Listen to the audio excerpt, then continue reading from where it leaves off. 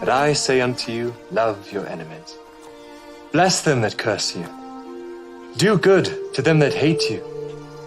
And pray for them which despitefully use you and persecute you. Which is the first commandment of all?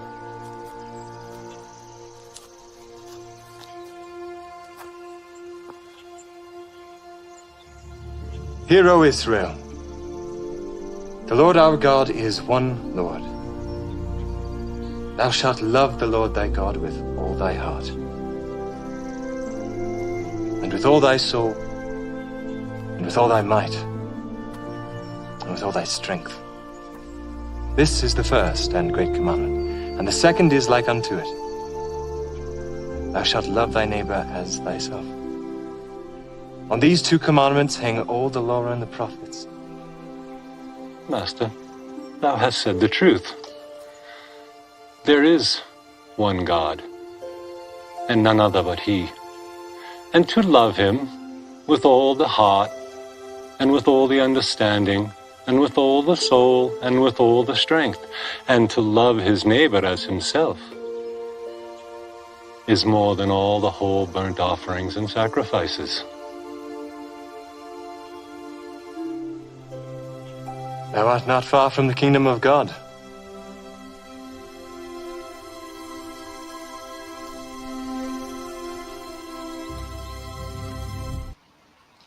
Thou art not far from the kingdom of God. It's a compulsion now. Every time that finishes, I have to say that.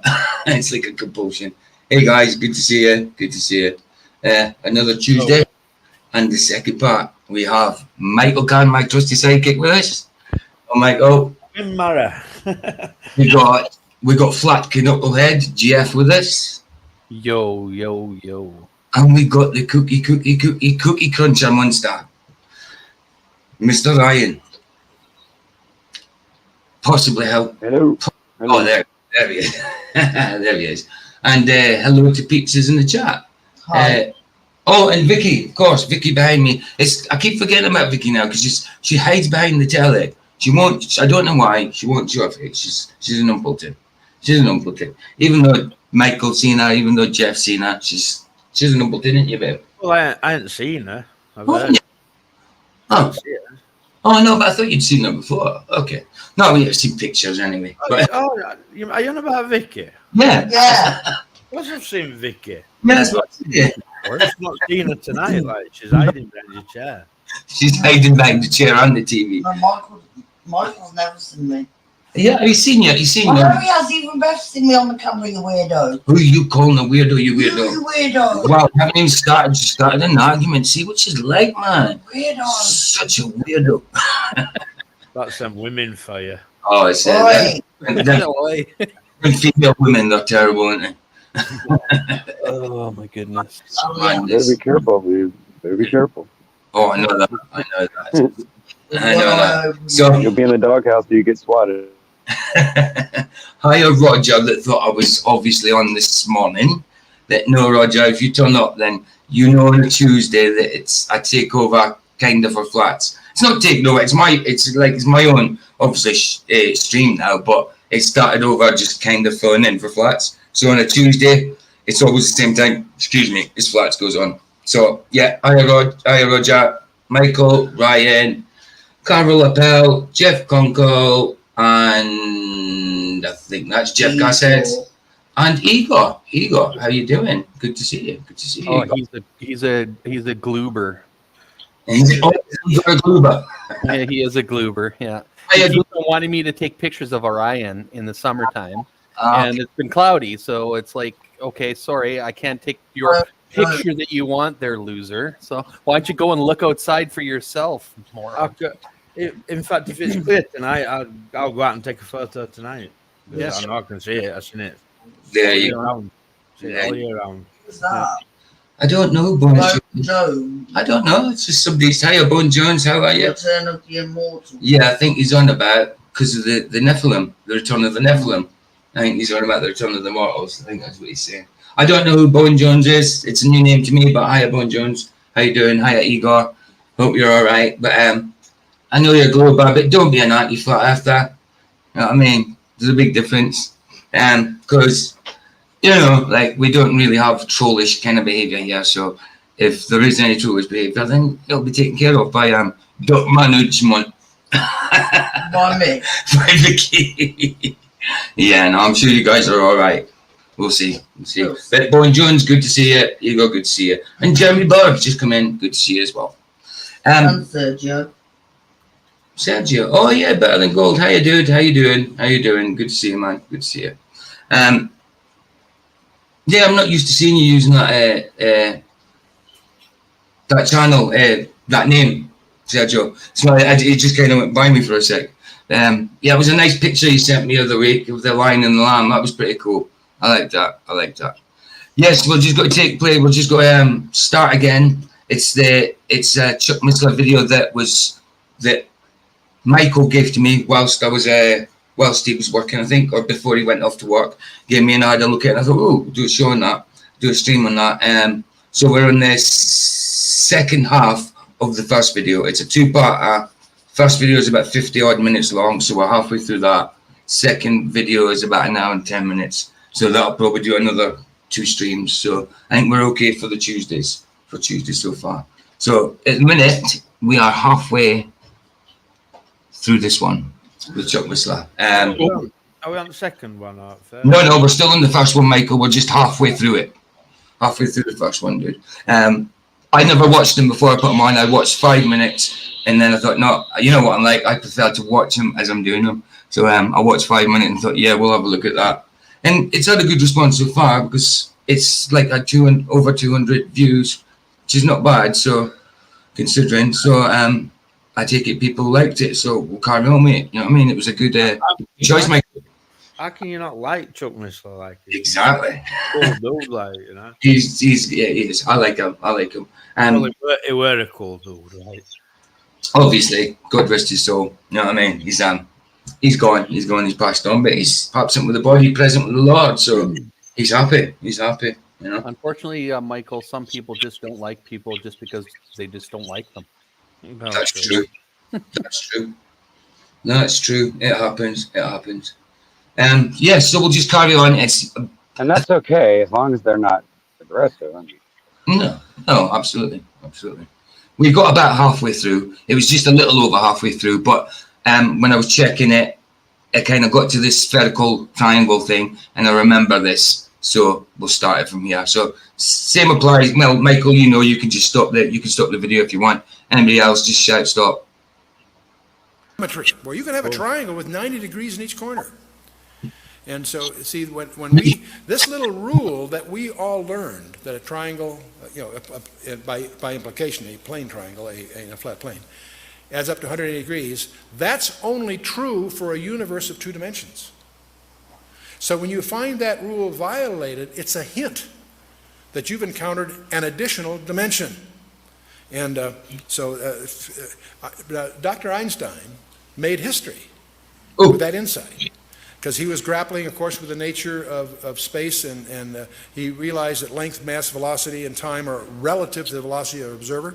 Yeah, Chuck Missler might be using Einstein here, but we don't tend to like him too much. We don't know the actual validity of Einstein, what he knew and stuff like that. I mean, you know the rumors of him, the patent stealer, that kind of thing. Theft. I mean, stealer. Thief. Digital Wilderness, he's saying, "Long live the Nephilim."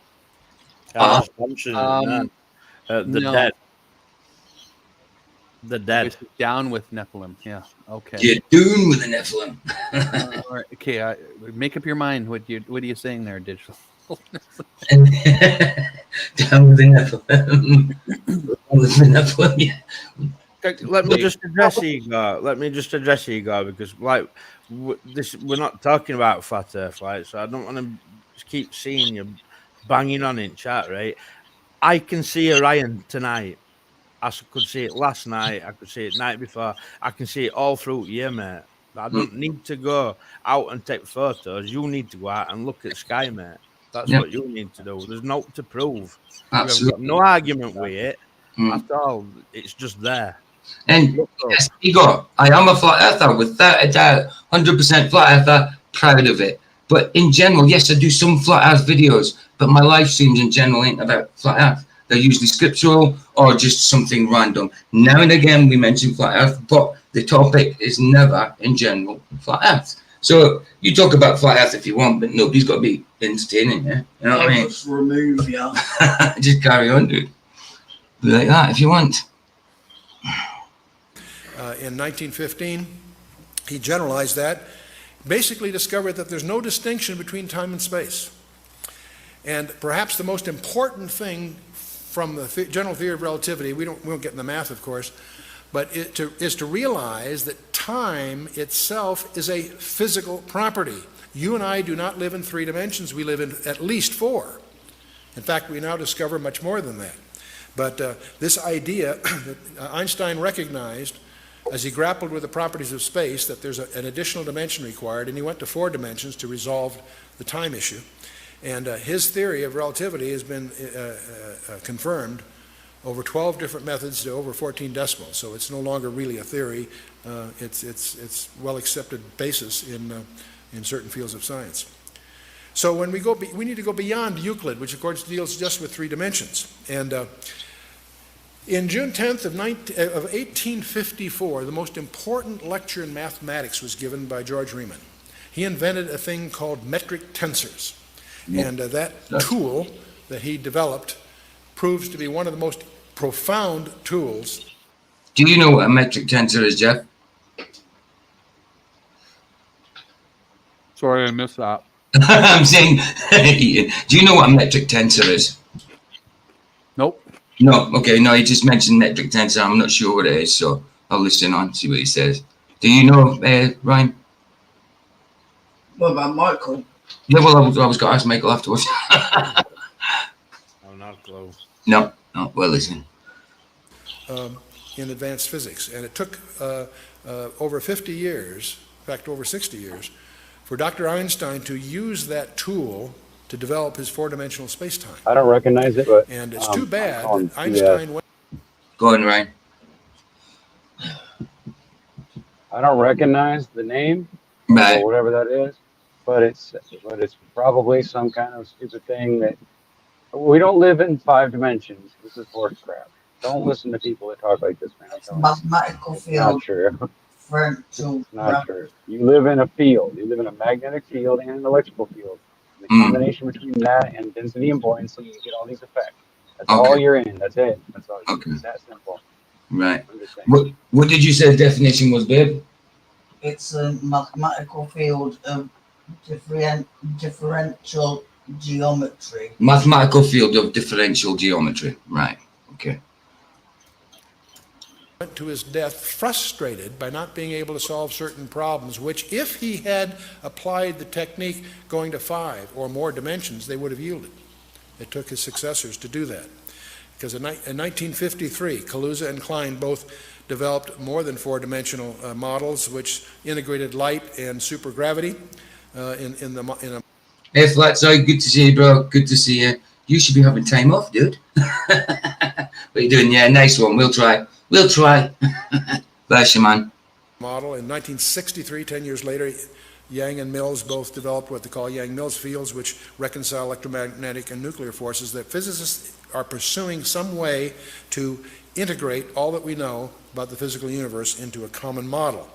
And so as early as 1984, and it's still a current conjecture because there's still problems with it, but scientists now generally believe that you and I live not in 3 or 4 or 5, but in 10 dimensions. Well, and I certainly don't agree with that.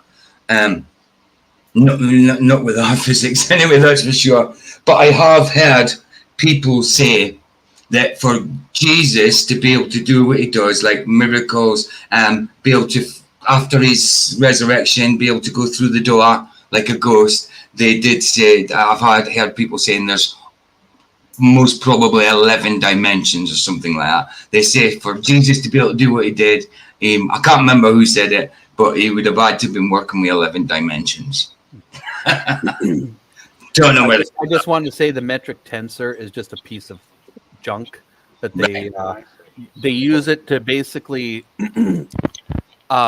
give you like coordinates based off of the curve, the assumed curve of the Earth. Right. So it's making an assumption already. With the same as what they do with their other things. You know what I mean? They say it's already like with GPS and all that. It's already written into the program, sort of thing. Yeah. It's basically it's assigns like a tensor point in mathematical space using differential geometry, which is calculated, algebraic geometry, which is calculated, and general relativity, which is calculated. So everything is all just calculations. It's not actual measurements, anything worth anything. So it's just a piece of crap in my mind. Yeah, it's like say they measure that curve. You know, it's with what? A long piece of rope with knots in it. A flex. In other words, it's a lying machine. Yeah, a lying machine. You get lie detector. It's a lie. It's a lie. Yeah, it's a bullshit detector. Yeah, it's a opposite of a lie detector. It's a lie creator. A lie maker. If you read in this area, you'll encounter superstrings and such, and we have briefing packs on this for those that want to get into it more. The point being, we need to understand that the 3 dimensions you and I are familiar with are not. Good to see you, John. Good to see you, as always. Good to see you, bro. All there is, there's more. Let's imagine you and I can't move up. It'd be futile. Nice one, Flats. Bless you, man. For me to try to communicate 4, 5, 6 dimensions to us to get together without having more mathematical tools. But what we can do is we can go the other way, and it may stretch our horizons here a little bit. You and I are 3-dimensional beings. Let's imagine a 2-dimensional world. That would be like a large tabletop or a large flat plane. Now, let's imagine that 2-dimensional world populated by 2-dimensional people. You and I could come along and poke our finger through the plane of their existence. And what would they see? They would see a circle. They'd only see that which they could relate to in their universe. But if we as a 3-dimensional being are putting our finger through that 2-dimensional universe to the 2-dimensional people in the 2-dimensional universe, they would simply see a circle. Yeah. Well, in fact, let's imagine that a ball got to do with Nephilim, fell. I know. I don't know how he got onto this, but he was. That's definitely a bit in the middle. Tangent, but like, since we can never exist in 2 dimensions, how would we know what you'd see in 2 dimensions? I mean, it's all just like that's speculation. Yeah, it's only just speculation, and we exactly right. We don't live in 2 dimensions. But I am really sure that no, I'm not really sure. Like I say, I'm almost positive I've seen him in a flat Earth video at one point as a flat Earther, but I could be wrong. He certainly doesn't seem to be one here, unless he's just putting this side across. I can't remember where he's coming from. I mean, it don't matter to me whether he was globe Earth or not, because like majority of preachers I watch on YouTube are all ballers, like, you know. Of course. But we'll see. Hopefully, he gets to a point. Through that 2-dimensional universe. To the 2-dimensional observer in that 2-dimensional universe, he'd see from nothing to a point. It'd grow to a large circle, and then it would shrink back to a point and disappear. He wouldn't be able to relate to what happened because he doesn't have the insight of that 3rd dimension. You with me so far? Now, if you had some other... Yeah, Chuck wasn't a flat earther. I know people have said that, but other people have said he was, and I'm sure I seen a video of him. He was talking about flat earth, certainly, and I'm sure he was in the position of flat earth, but I might be mistaken. I have to try and find that video again. Yeah, I got to head out here, so. Okay, nice. Okay. The rest of your guys' evening for you. Thank you for turning up, Jeff. Bless you, man. Yeah, God bless, Jeff. Yeah, see you, Michael. Okay. But that's not the point. Yeah, it's not about him being a flat earth anyway. It's something I need to society. I could be wrong, but I was sure. I was almost positive. You know, I can still see the shirt he was wearing, but I'll find it. Kind of a shape, say a tumbling cube. It also would go through and it would take odd shapes as it passed through and then disappear. So one of the problems we have, suppose you and I are going to try to communicate a three-dimensional object to that two-dimensional world. How would we go about it? Well, there's a couple of ways. One would be to do what an architect would call projection. For example, if we had a cube, we could, in effect, shine a light that would give you a profile of that in 2 dimensions. And you discover very quickly that that works, but it's not too useful in letting the 2-dimensional person understand a 3-dimensional cube. So there's another way you could do it. You could take a 3-dimensional cube, and you could... I do find this kind of talk silly, like talking about 2-dimensional people and 3-dimensional cubes and all that, because you're never going to find such a scenario. You know? You just draw it like, you know, it's like... But I mean, even if you draw a line, I mean, really, there's a thickness to it, isn't there? So it's then kind of, I know it's a very, very slight... What I mean is all you can do is draw it to represent what you're talking about. Like, no one can actually get into 2 dimensions to even have the understanding of what you'd really see. You know what I mean? It's all waffle.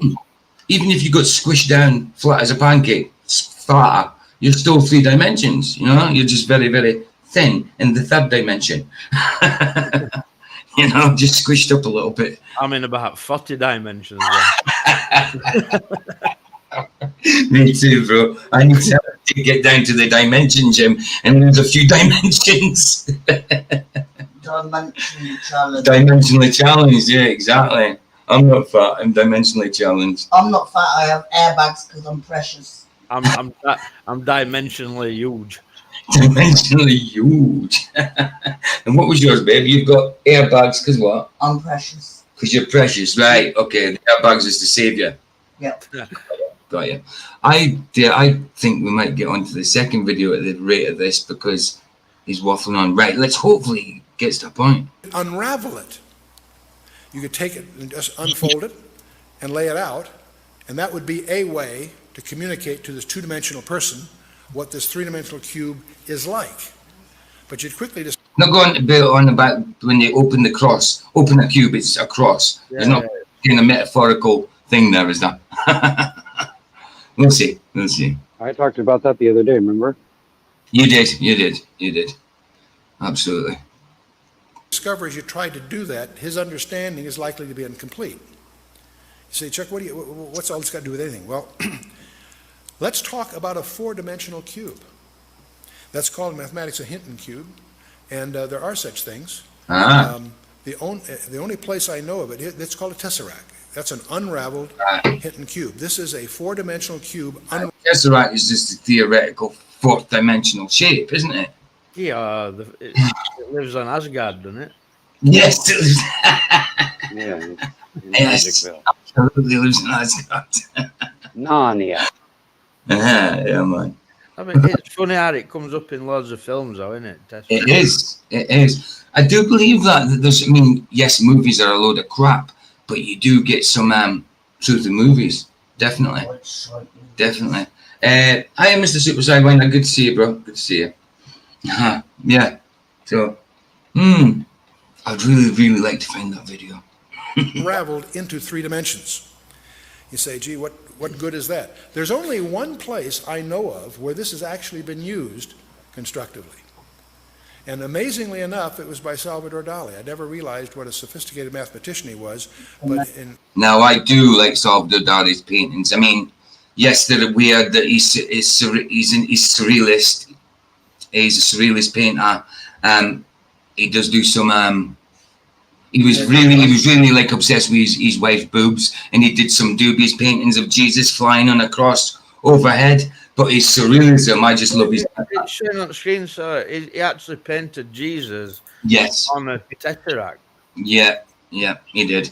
That's That's not the one I remember. The one I remember is like Jesus on the cross, but he's kind of flying in the sky, looking down on people on the cross. And the thing is, he was meant to be quite a religious person. I don't know, but I think he was a little bit demented at the same time. But I did like some. What did Salvador Dali? Oh no, that was Van Gogh, and it cut his ear. Cut off his ear. Cut off his ear. Why did he cut his ear off? Why did? Because he was nuts. He kept hearing voices, eh? Yeah. That was Van Gogh we're on about anyway, babe. Vincent Boy. Yeah, no, but the person that cut off his ear was Van Gogh, Vincent Van Gogh. Well, he shouldn't have cut his ear off. He shouldn't have, no. No, He shouldn't.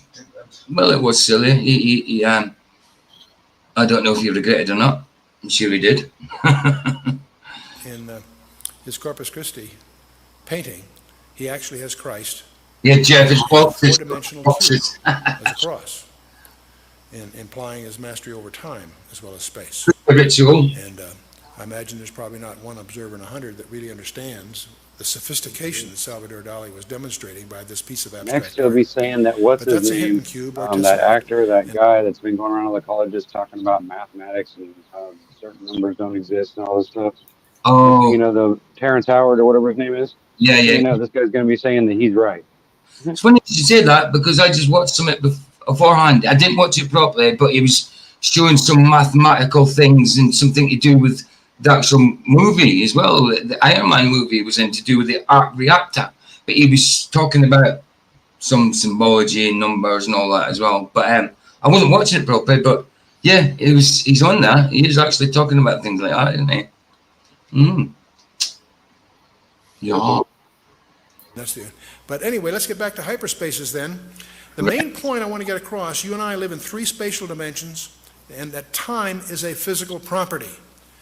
No. Sorry, completely disagree. That's not the point of this video at all, but time is not a physical dimension. Time is just a concept. We experience time, I suppose. Duration, we live. That's all we can say. Time is just a man-made concept to separate, to segment the days into sections so we can mark our day, I suppose. So you can work out how long you've got somebody working for you. Yeah. Yes. Exactly. But as for it being a physical dimension, don't agree. That's very important to us in our ministry because we know that the Bible is an integrated message. 66 books penned by 40 guys over thousands of years. Yep. And yet it's integrated, and not just thematically. The very design of the text itself evidences. And if you're going on about scripture, it's more than just biblical, so it's more than 66. You've got more than 40. Well, biblically, there's 40 writers in the Bible-ish, about 40, and he's writing 66 books. But with the additional books, the Ethiopians 88 or whatever it is, and the books that we do that is not canon, there's plenty of scripture out there. I don't take no heed in that canon rubbish. No, you don't. No, you don't. I know you don't. Yes, there is some things out there that I believe might not be scripture, but there's a lot of them that, yeah, absolutely, definitely. But they are scripture, though, aren't they? You know, like, Scripture, yes, they've been written. Absolutely. The only issue is are they conical. That's it. That's right. Then, to me, that goes against Timothy, where it says all scripture is profitable. Profitable. Exactly. And you're absolutely right. I mean, like, you know, I won't advise like reading Enoch and stuff before you've read Bible, but no. I also won't say don't read them. You know what I mean? It's why wouldn't you want all that? Everything's knowledge, in it, whether be it. Whether it's true or not, you know, you still like expanding your mind by reading it, you know. Absolutely, bro. Completely agree. And like you said, Timothy says it's all scripture is God breathed. So, and it's got a use. Yes, you don't have to take heed of some of it, but the other scripture has got a use. If it's good for correction, for teaching, that type of thing, then why not? It's scripture. You know what I mean? If it's true, then perfect. Is there to teach it? I mean, I've read Enoch like one sort of way through. You know what I mean? And I didn't see out that were like bad. No. You know what I mean? But I ain't gone through it with a fine tooth comb either. Do you know what I mean? Of course. I mean, as well. I've always tried to listen to it. I haven't tried properly reading it. What I should do is listen and read at the same time. Maybe I'll get in. But I do find it fascinating, Enoch and that. So I'm gonna have to get proper into it. Backpedaler, who's that? Backpedaler, sorry. Why is most? What did it say? Why most of the people in chat mods? So you're obviously a troll. Oh, why are most of the people in chat mods? Well, Why does it matter? I'll give. Why does it matter? But I give all the flat earther people that I give a wrench to who comes here. Your channels to mind your beeswax. Yeah, it's there could be. I can choose as many mods as I want. It's just so all my mods are equal, and if they do have a troll, then they're armed. Any one of them could do what they want, time them out or ban them, whatever. No, why come here just to say that? Like, get a grip. I know. I mean, No way. Just it's fine. But I mean, at the end of the day, it's not your channel. So at the end of the day, why should that bother you? If you're not doing anything wrong, if you're not being a numpty, you've got no reason to worry, have you? I know that name. I've seen it before. Yeah, well, we'll see. But there you go. So now you know why everybody's got a spanner. Integration. But what's mysterious? You just said it. Integration. That's why you've all got a spanner. No, I'm joking. About that integration also implies that the origin of that message is from outside the dimensionality of time, because of the nature of its structure, its use of writing history before it happens, and so forth. So that's very important. Now, in particle physics. Yeah, Jeff, put your link in. Put your link in so people can. If there's nobody subscribe, if not nobody, but if there's people in there not subscribed yet, that Jeff they can't can do it. He's got a wrench. I know he has. That's why I said, Jeff, put your link in. But Vicky likes to do it, so she says, I'll do it. She's like, no, I'll do it. But no, anybody who's got a wrench, you can stick any of your links in. You know what I mean? Yeah. Just don't be sticking any bollocks to make tunes and links and that in there, because I don't want them. Have you looked at any of Brenda Weltner videos in this? I haven't even heard of Brenda Weltner, to be honest, Russ White. Me neither. Never heard of it. If you've got a link, I'd certainly take a look. Or if you've got a name of a channel, I'd certainly take a look, because obviously you've got a wrench. You gave him a spanner to produce. Yeah. Do we know Russ White? No. No. Give him a spanner, and if it does out crazy, take it off him. Yeah, I suppose you could. Yeah, if you've got a link for it, Russ, you can put it in. I'll give you a spanner, and you can put it in. If you've got a link for what was it you called him again? Russ. Sorry, that's your name, Brenda Weltner. If you're gonna give Russ a wrench, you might as well give Bones one. Yeah. Okay, no problem. I'll give like I say, I'll give all. It sounds like in general, it's usually the flat earthers that I give a wrench to, because I don't want anybody turning anti-flat earthers. Just Russ White. Russ White. That's it. And there's somebody else that came in. Not Bat Bedler. Was it somebody else? That digital guy. Was it Bones Jones? No. That digital guy. Wait, what? Wilderness. Oh, digital wilderness. But yeah. Anyway, Russ White, I'll give you a thing if you want to put a link in. I'll see it once it comes across it again. They talk about 10-dimensional strings as the nature of our universe. What fascinates me about that is that that's exactly what two Hebrew scholars back in the 13th century. Oh yeah, of course, she. You said Brenda, didn't you? Not Brendan. Oh, so it's obviously it's a she, right? Carol, I'll put a link in. Excellent. Brenda doesn't necessarily mean a she, does it? We know that. No, that's why I was kind of wondering. That's true.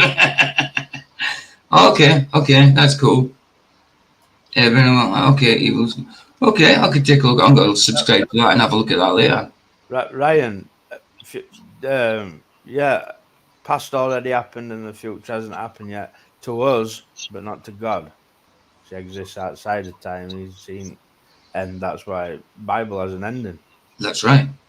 No, it's why Jesus can say it. I agree with that, but that doesn't mean that we live in 7 or 8 dimensions and that's how God can speak to us. I think maybe he's trying to, I don't know where he's trying to get it, but I think maybe he's trying to explain God's omnipresence, maybe, or something. to that effect. Well, yeah, I get it, but I mean, but you got to be careful I don't because know you why start he's believing doing in it. Like, teaching it's people a bit, string theory, and they're going to get confused and think that's true. Right? Mm. it's a bit off beaten path, isn't it? Like, Yeah. Hey, It's a chillin'. little bit scary. It's a little bit scary to think that we're contemplating this, and the person that's teaching it hasn't or something. You know what I mean? Mm. Good to see you, chillin'. Good to see you. So I think, yeah, we'll carry on now. If I see the other person come along, I'll give him a spanner.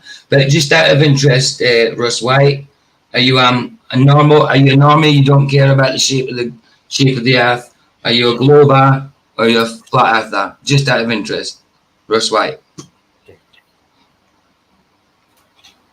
Excuse me, 12th century, predicted just from their study of Genesis 1, is that we live in 10 dimensions, four dimensions are knowable, and 6 are not knowable, to use their jargon. But in any case, the suggestion, it's the only one that we've encountered that really can... Oh, question mark. I'm asking, right, are you a flat earther? Do you believe the Earth is a globe? Do you believe it's flat? Or do you not care at all? That's what I mean. reconcile what we think we know, is that the UFOs apparently are hyperdimensional. They apparently can enter our dimensional under certain conditions for certain periods of time. And so let's see. Now, there's another aspect I'd like to touch upon about the whole UFO area. And getting back to the Roswell thing, why on earth is Roswell still classified? Why can't the American public or the world public? It doesn't have to be a stipulation to get a spanner, by the way. I'm just asking out of curiosity. If you're a decent enough person, it's sound. You know what I mean? That's cool.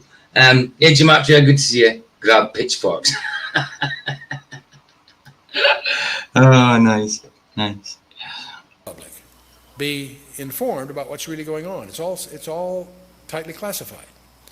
Well, back in 1984, an event occurred that deserves some comment. In 1980, Chuck Missler sounds a bit like the host from Unsolved Mysteries. yeah. I think you might be right there. If that's who you're on about, Chuck sounds like. I think you're right. He does sound a bit like that.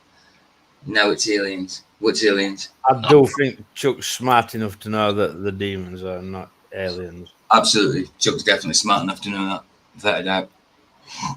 before several documents emerged within the UFO community.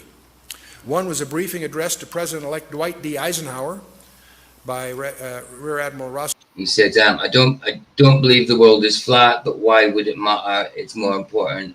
We are not deceived. Yeah, it's more important we're not deceived. Absolutely. No, it's just out of interest. You're not a flat earth, that's fine. In general, we are. But the only issue with that is, like, if you believe on a globe, you are deceived. That's the issue with that. So if you don't want to be deceived, you might want to look into whether the globe's real or not.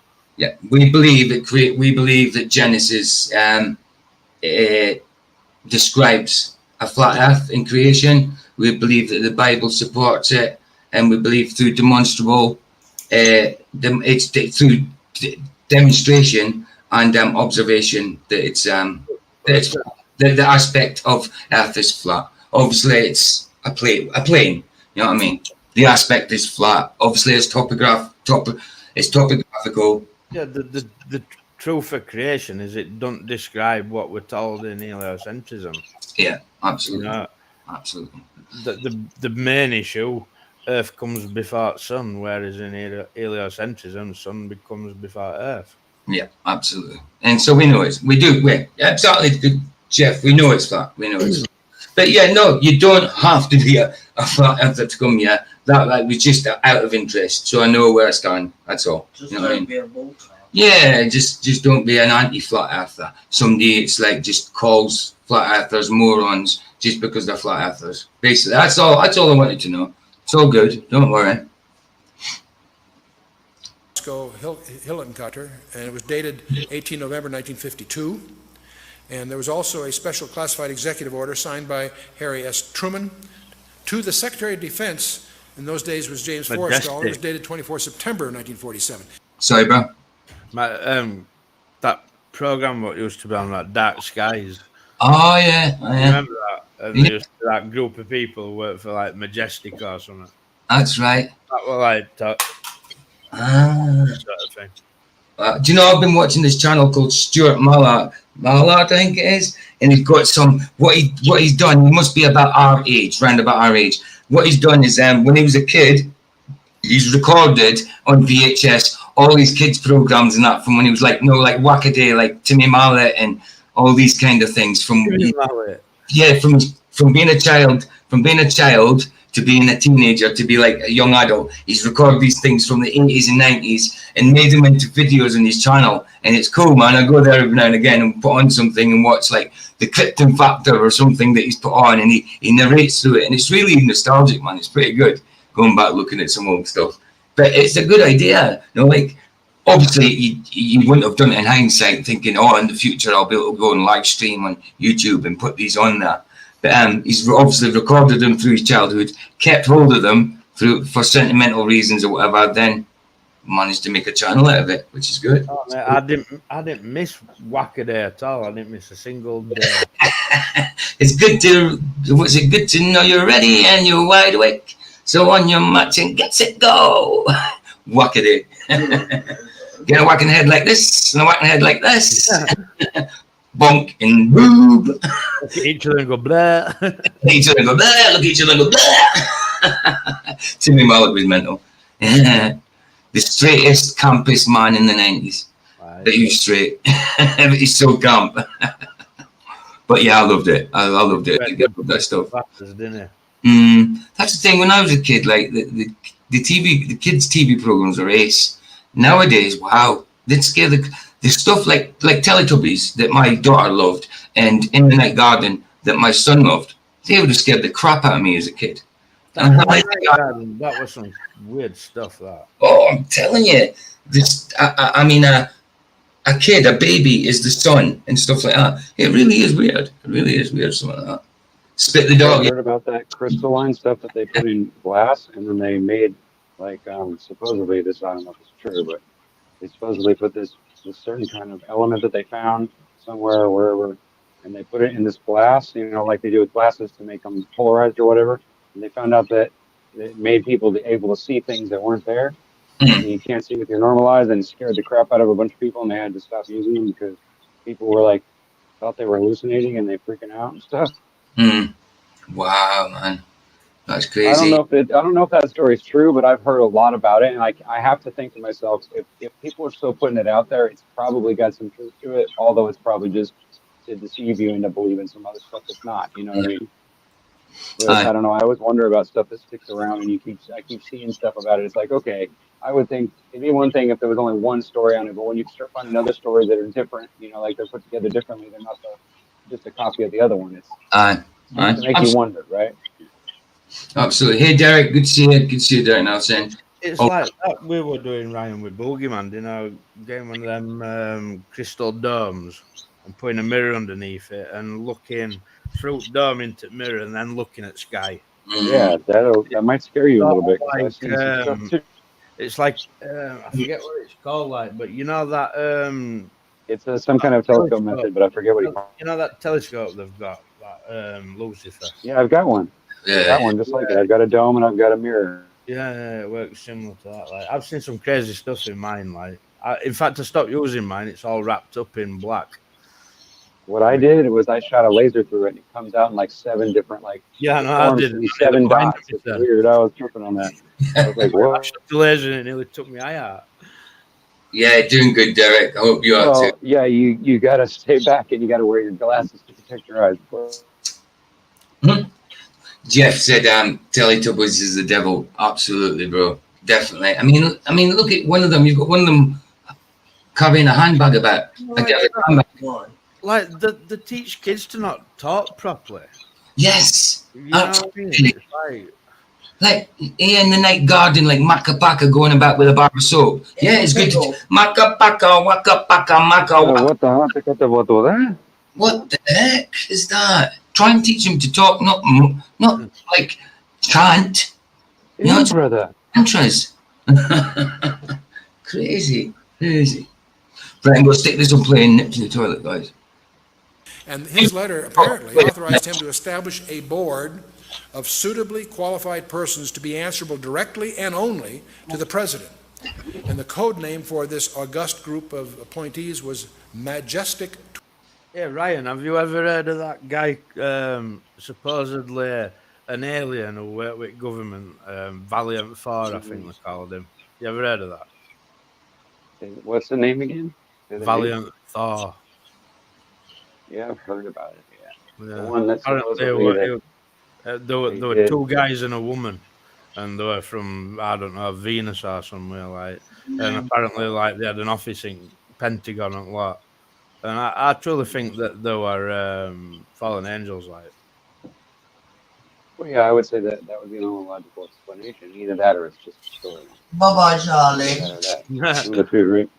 You know, I mean, does this stuff exist? I don't know. I mean, when I see it, I'll believe it, but they're not showing it to me. Then.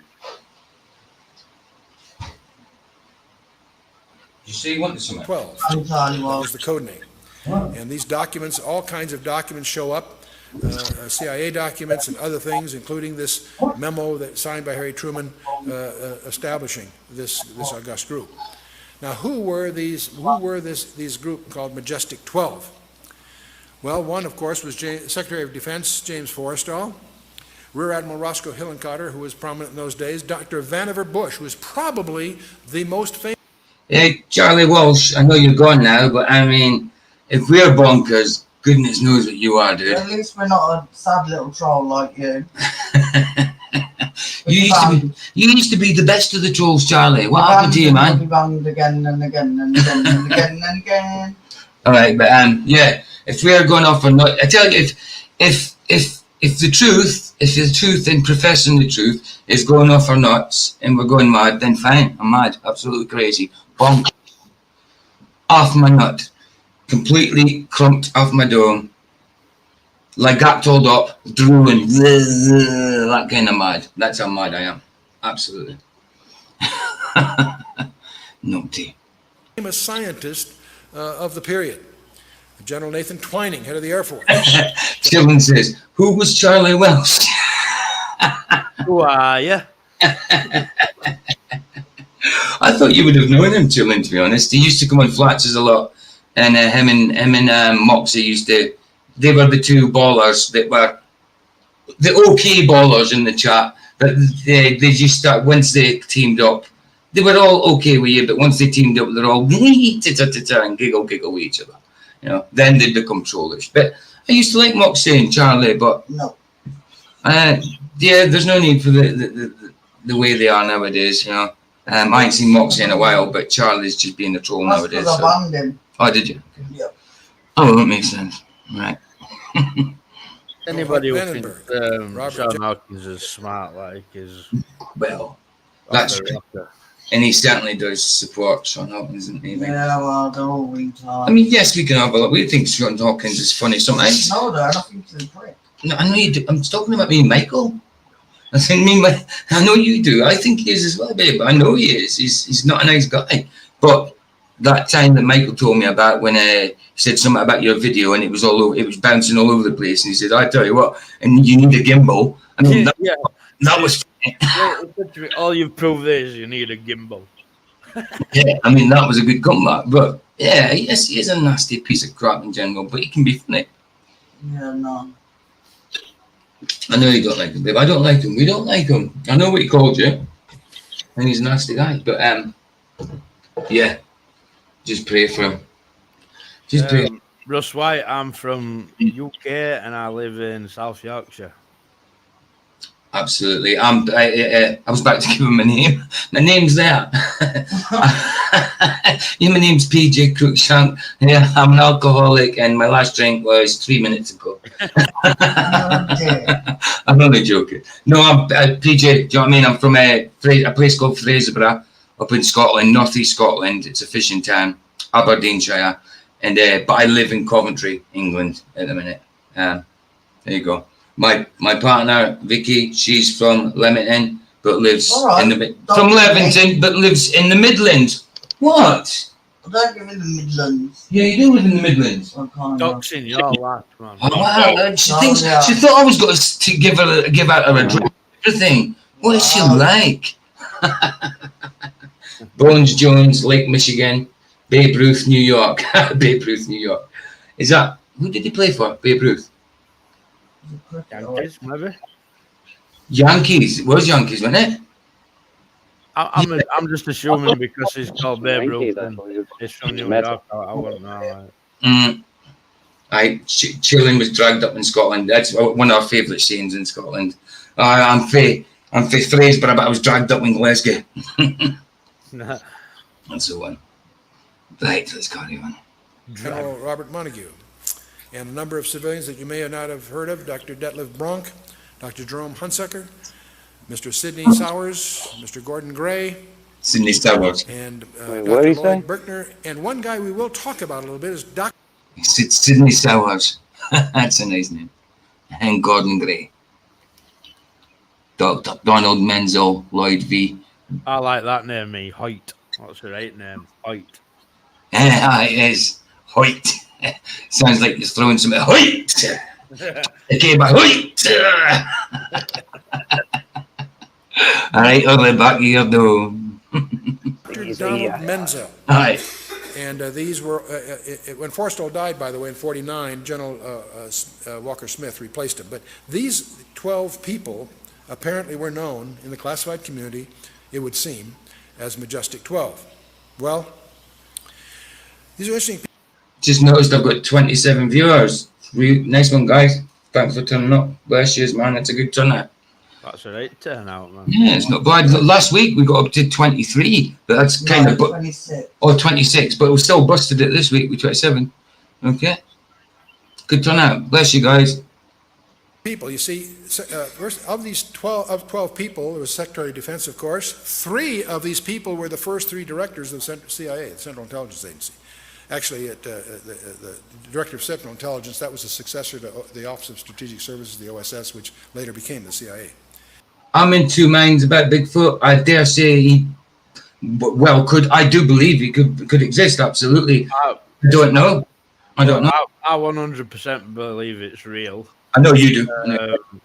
But Babe Ruth said it's a female. Well, there'd have to be males and females and juveniles, like, you know. Maybe they're intersex. That famous is it Pattison Gimel or something? You know, where it shows you that Bigfoot swinging its arms, walking. Oh, aye. Yeah. Well, that's a female. If you look close up, like, you can see it's got breasts and everything. Like, that one is a female, but it's also not very tall. Yeah, that's one that I say that I personally haven't seen too much evidence on, but totally believe it's very, very possible and very probable. But I'm just not sure because I haven't seen the evidence. But yeah, I think some kind of remnant from Nephilim or something like. Why not? Why not, man? I mean, there were so many different types of creatures came from the Watchers. Why not, man? Why not? They were all different shapes and sizes, and you know what I mean, lumps and bumps all over the place. There's people seeing Bigfoot in England. Well, and first time I ever heard of that, I thought, wow, that's mental. But there's some woods near me, and I see some of them same, you know, like them bent over sticks where they like loop them together. I've seen that kind of thing in woods near me. You know, it's weird. Like I say, I'm very like it's most probable. I'm just not 100% sure. 5 of these people were top scientists in aviation, research and development, and astronomy. All of these people held the highest security clearances anyway. Let's talk a little bit about Admiral Helen Cutter.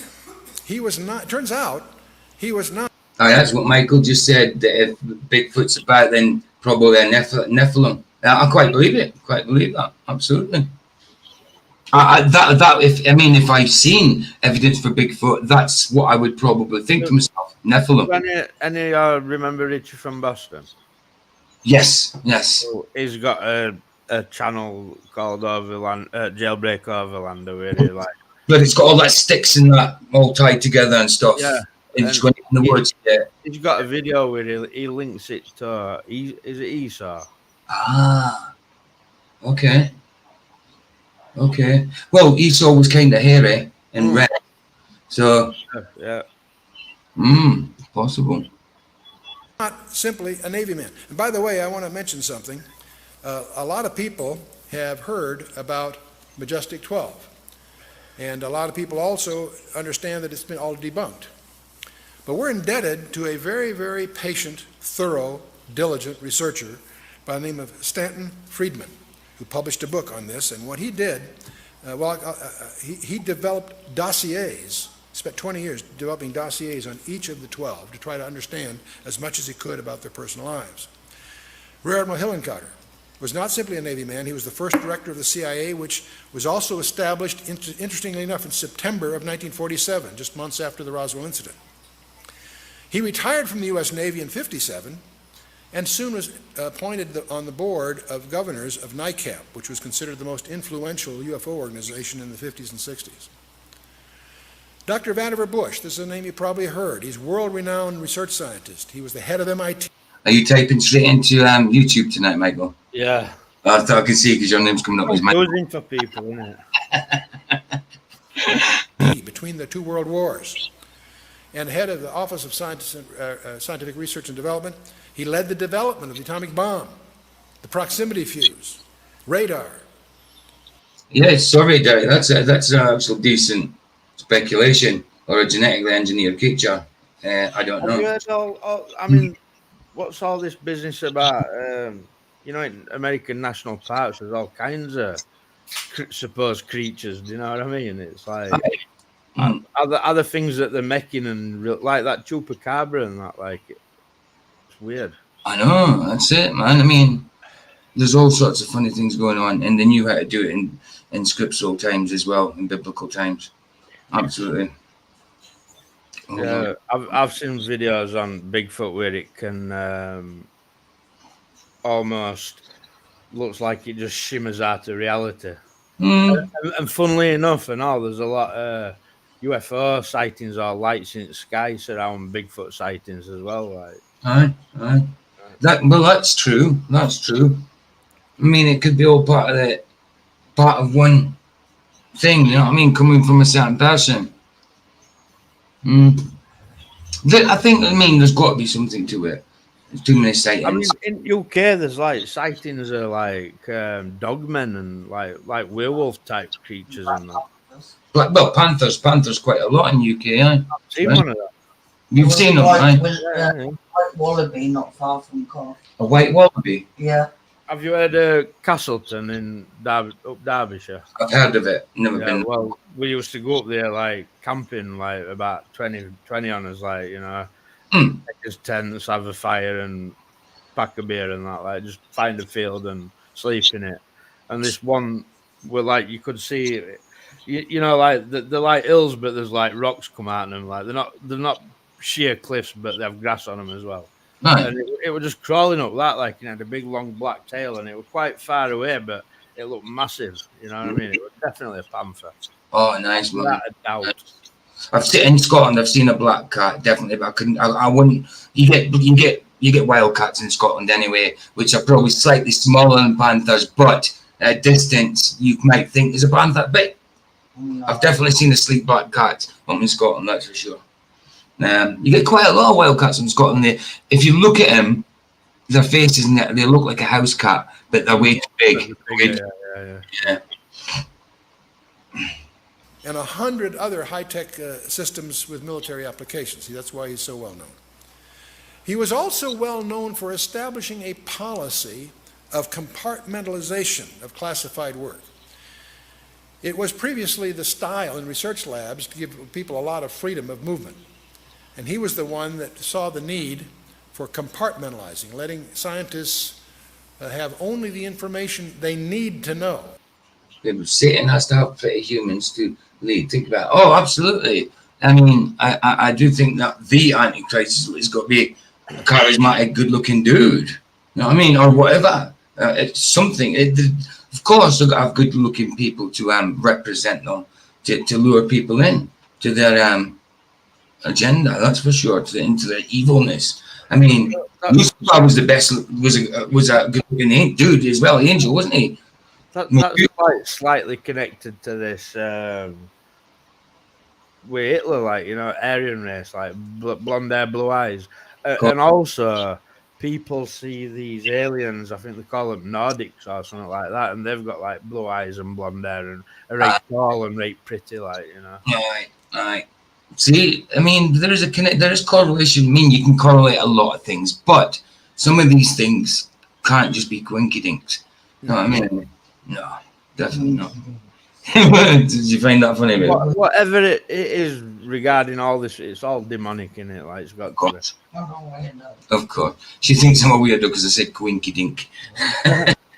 That tickled her for some reason. Lord knows why. Oh, here we go. Let Chuck Missler tickle you instead. So that they could control the transit of information within the organization.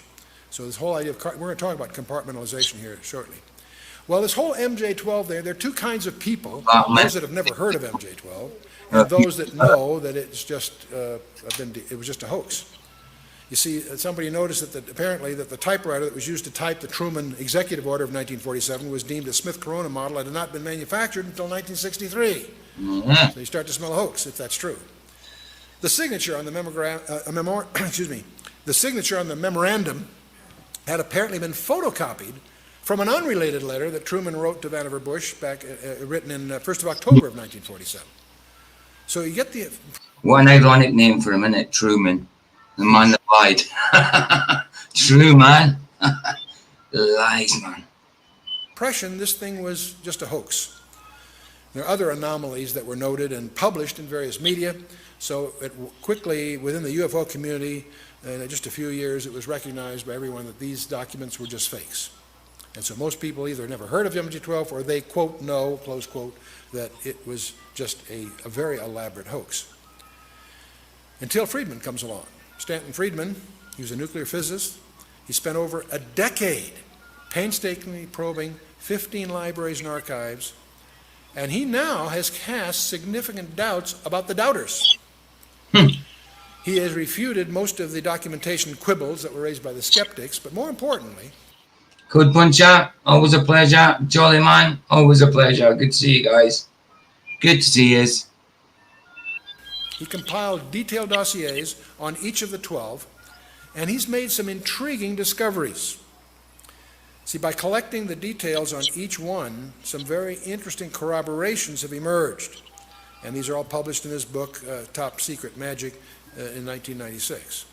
Let's take General Nathan Twining as an example.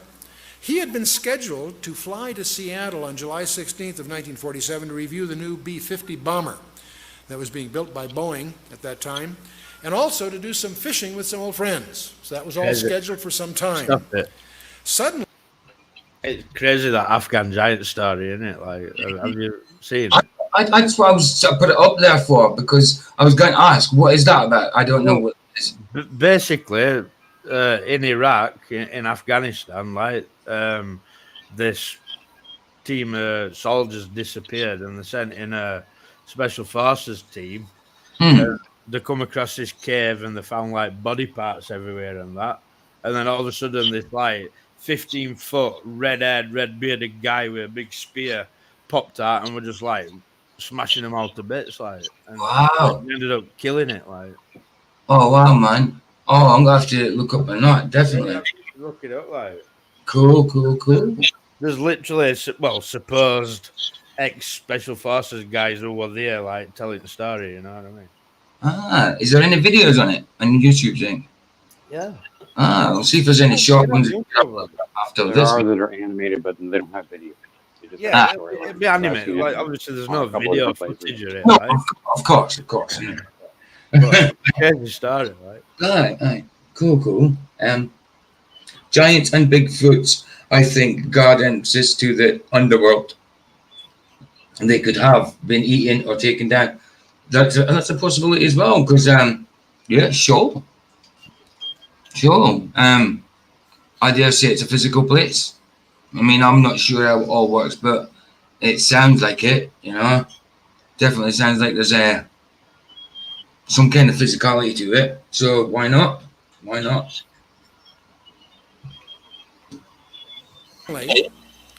General Twining canceled his Seattle trip and headed for New Mexico on July 7th. July 7th, my birthday. But I wasn't born in 46, that's for sure. 47. No, I wasn't. I was born in 76. Just try to say I'm like 100 years old or something. Nearly. It's Beth's birthday, and I'm on the 6th. Let's say it again. It's Beth's birthday. Yeah, on the 6th. Oh, yeah, of course, the day before mine. Ah, I'll be saying happy birthday to Beth on the 6th then. This is billed as just a routine inspection, but that doesn't jibe with the apparent urgency to upset all these other long-laid plans for no apparent specific reason. It's also interesting that on July 9th, President Truman met with New Mexico Senator. I wouldn't say I'm open to everything, Code Punch. You know, yeah, but like, no surprises me anymore. Oh, no, I mean, it's that things, no. I'm open to it. I used to be into aliens and ghosts and stuff, do you know what I mean? So I've always had an open mind. Yeah. But like with Bigfoot, there's so many sightings and by so many credible people as well, you know. It's Definitely. And there's some proper good footage that's been caught as well, you know. It's like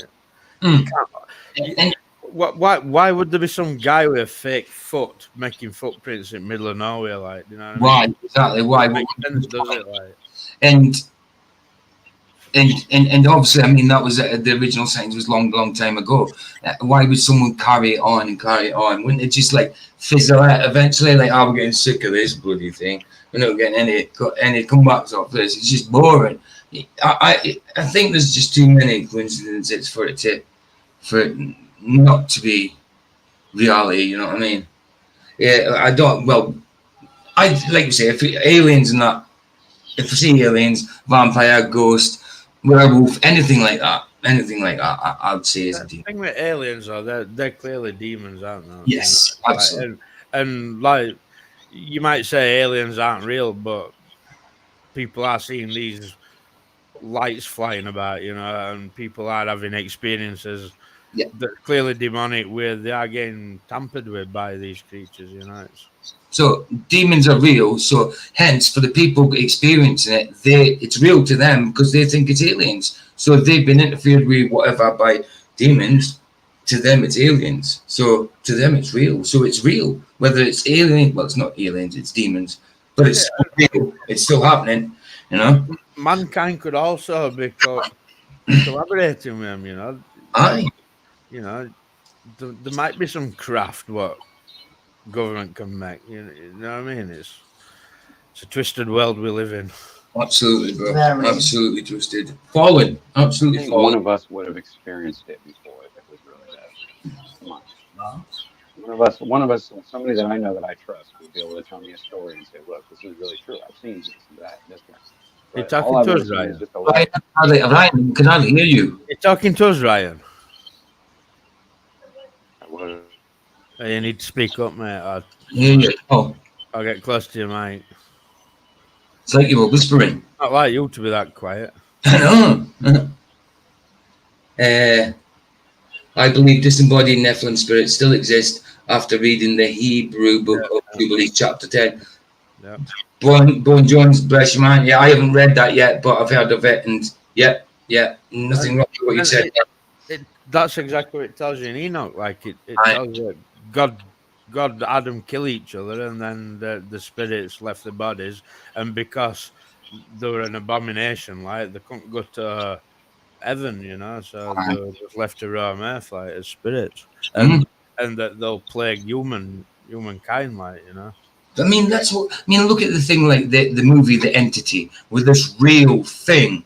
This real entity was raping this woman. It could have been incubus, succubus, which was the male, female demons that rape you.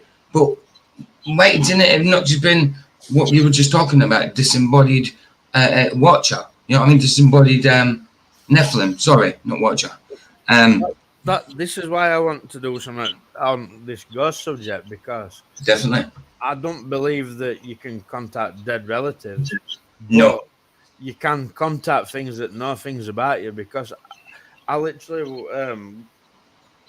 we're just walking through town, and you get them gypsies who come and try and tell you, and she just did a beeline straight for me and tell me things that she couldn't possibly know, and I've never seen her before in my life. It's like, where you getting that information from, Scary. Yeah. Yeah. Big time. That's what I'm saying. And we know that demons are supernatural things. You know what I mean? So if they're supernatural, they know things about you supernaturally. Well, they've been around forever, haven't they? So exactly. Seeds of angels, so they've some power. And if they can influence your thoughts, things like that, they can find out all about you. They know all about you. Yes, I'm with Michael. They might pretend to be your parents, your family, whatever, and it might feel like it because you long for that. So you're going to grab onto it. Yeah, that's the only way. It's only my family member that knew that. No, supernatural know it. Just saying. Hey, Sov, how you doing, man? Good to see you, bro. Good to see you. If you want to come in, dude, you know where the linkage is. The linkage. Chavez, with no reason given. So you get the feeling behind these calendar entries there's something going on. Another interesting guy is Donald Menzel. He apparently, Friedman discovers, led a double life. As a UFO debunker and a distinguished astronomer in public. He was a well-known astronomer. He also ran around poking holes at these UFO conjectures. Bones Jones says, in the Book of Jubilees, it is stated, right, actually, hold on, Bones Jones is getting a spanner. Bones Jones is okay. No, debatable. Why? Because he's new. I don't trust nobody. Oh, I know. If he's a numpty, then he gets his spanner taken. I'm not saying he's not trustworthy. I know. Vicky doesn't trust anybody in you. No, I don't. But there we go. He's been good so far. He's been good so far. Bones Jones says, in the Book of Jubilees, it states got agreed to leave 10% of the disembodied Nashville. God, I think that means. Okay. Man goes right along with what you're saying. Yeah, absolutely. Got you. God, I know. I can't believe I didn't get that straight away. As God, what a numpty. Big G, you got it. If you're Big G. Well, dude, typo. It's a shame you can't edit them in it in YouTube, like. If you Big G'd it, I would have got it straight away. Oh, you put it underneath, and I didn't even see that. What a numpty.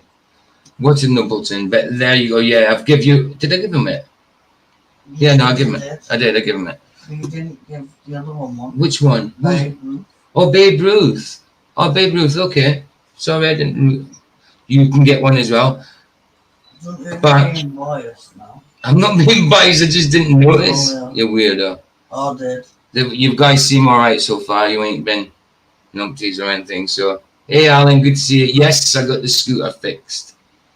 Oh, you just got home on the scooter. Oh, I thought you were asking about my scooter. I was going to say I just got it fixed yesterday. Actually, Alan got home on a scooter. Yeah, I've got to say that. How is it riding your 250 scooter, Kawasaki scooter? Does it scot along very nicely?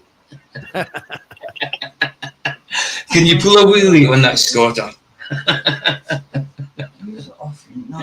Oh, nice. Good to see you, Alan, man. Good to see you. Alan, why don't you come in? I ain't seen you for a while. Come in, dude. That were going on in those days. But why don't you turns all out he was also a link. Hey, Joe, good to see you as well. Effed up. Why don't everybody come in? There's room for everybody. I know. We can get another 6 people in. I want to go to sleep at some point today. We'll finish it. We finish in 3/4 an hour. Don't worry about it. No, because that Khan, he'll encourage everybody to come, and then he's off to bed at 10 o'clock. You got that right, Vicky. 10 o'clock comes out. Nice. Now Tuesday, I don't ever go much past 2.25 hours. You know what I mean, at the most 2.5. But I think we'll be finished by 10 tonight. What did I say? God and Nephilim spirits. Yes, absolutely. I seen something. Oh yeah, no, I said hello to Joe, didn't I? Good to see you, Joe. Did I see somebody else join, man? No, I said hello. Oh, good. Right, let's play this thing. Linguist, a cryptographer, and a consultant to the National Security Agency and the Defense Intelligence Agency for more than 30 years, and this was not known in the public. This is something Stanton found out by doing his homework. He held a top-secret ultra-clearance, and none of this was known to the general public. So it's interesting, whoever contrived this hoax had a lot of inside information somehow. Now, what's also provocative is Dr. Menzel, he gave some technical explanations disputing some UFO incidents that often were not scientifically defendable. Now I can see where he was getting to it with the UFOs and all that, but I still didn't see the need for the Tesseract and all that, but he got there. He kind of got there. He is getting to his point. He's getting there, yeah. He's getting there. It's a bit weird though. No, the second video, I thought the first video would be longer, but the first video is shorter. The second video is longer by 20 minutes or so. I forget what it is he did like, but I'm sure he's done something that's like clever. Aye. He's definitely written a few books and that. 28 in stream. Nice one, guys. Viewing, I mean, nice one, guys. I'm going to find out and I'm going to have a quick look. I'm still going to have to look for that video. I can still see him wearing black trousers and a red shirt. I can still see it. Sitting down, talking to someone. I'm going to have to look for it. Maybe he was just being speculative, thinking about it, doing like a mental exercise. I don't know. So it's from military and then he's worked in aerospace. Oh, well, if he's worked in aerospace, then why would he be a flat earther unless he's seen the truth? I'll have to look.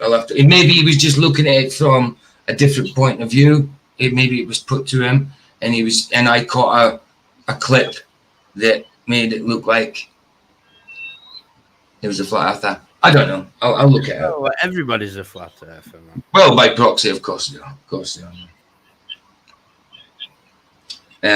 Yeah, everybody's got spanners now. Cool.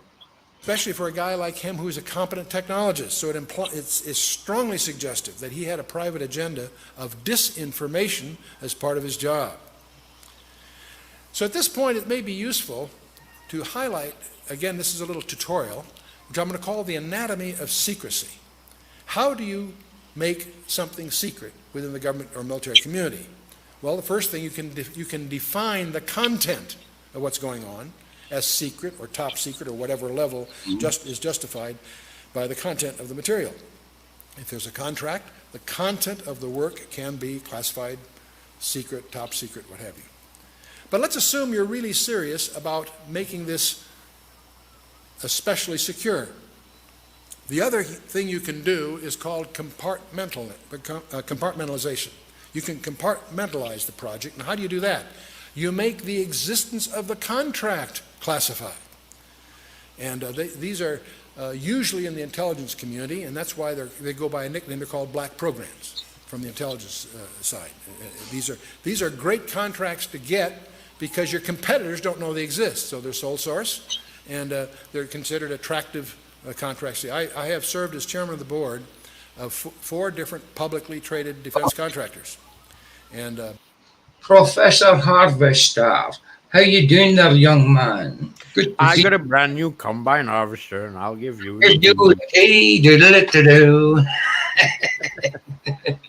I've got a brand new combine harvester, and I'll give you the key. Would you like to drive my tractor? I've got a nice red tractor here. Would you like to drive my tractor? Don't have to talk crap over here. Several of these were companies that had their primary commitments in deeply classified work and obviously included compartmentalized programs. But I have to tell you, I was startled. I spent 30 years in the strategic community, both in the Department of Defense community directly and also, as I said. Got the favoritism thing going on again. Helen and Professor Harvester throwing flowers and kisses at my missus and my missus. Kissing them back and that. Isn't she a cheating cheater? No. What a cheating cheater. You're such a weirdo. Can't believe she's such a weird cheating cheater. You're a weirdo. So jealous, man. The jealousy is running out my pores. Dribble.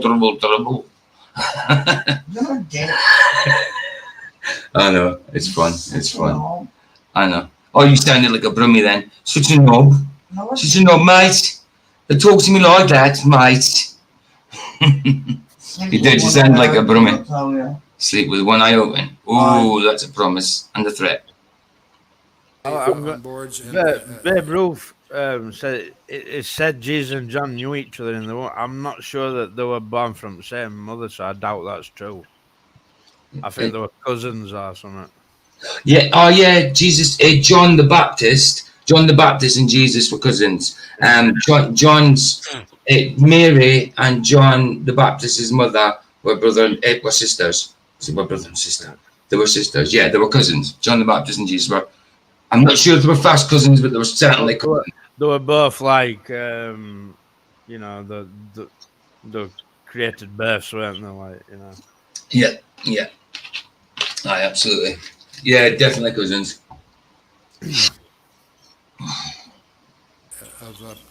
of publicly traded defense contractors. And I have to tell you, it was late in that 30-year career that I discovered, much to my amazement, there is another level of security, and that's where you make the existence of the customer classified. And I was in one of those projects, and it was a very, very strange meeting. We had our little company that was publicly traded, but not a large company, was competing for a particular procurement, and the head of that particular division asked me, as chairman of the board and controlling shareholder, and so on, to be present in the meeting, along with our banker. The vice president of First Interstate Bank was there, and as we in this conference room, three guys come in with business cards and give us their business cards, High Technology Research Associates or something like that. But quickly explain that that's just a cover, and we're not surprised. That's what's known as a cutout, a shell corporation that they're using for certain purposes.